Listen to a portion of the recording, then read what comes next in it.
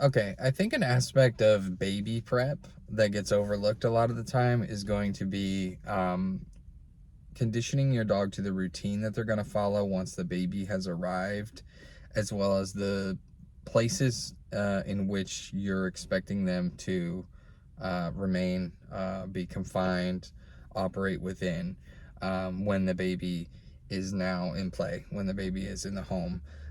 So, of course, it's really important to expose the dog to what babies sound like, how babies move, despite the fact that your baby's not going to be crawling around for some time.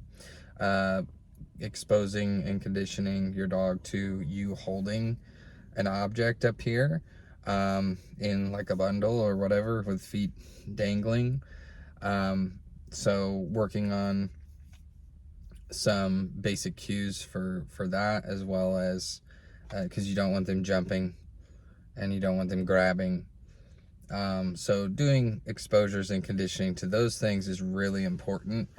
I don't think that you should have a dog with an unknown behavior history around uh, a baby uh, or a small child without a muzzle.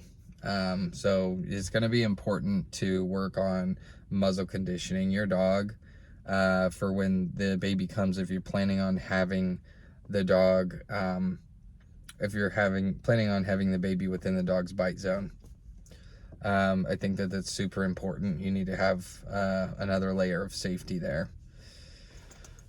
But I think once again, the one of the things that gets really overlooked is what your expectations of the dog is going to be when the baby has arrived, where they sleep, where they're permitted, what rooms they're permitted to be in. You need to start getting them used to that now. You need to get them used to that yesterday, or you need to start getting them used to it yesterday if you're expecting. Because when the baby comes home, then and your dog has been used to sleeping in the bed with you for the last like 6 years or whatever, then you're gonna have a really hard time on your hands.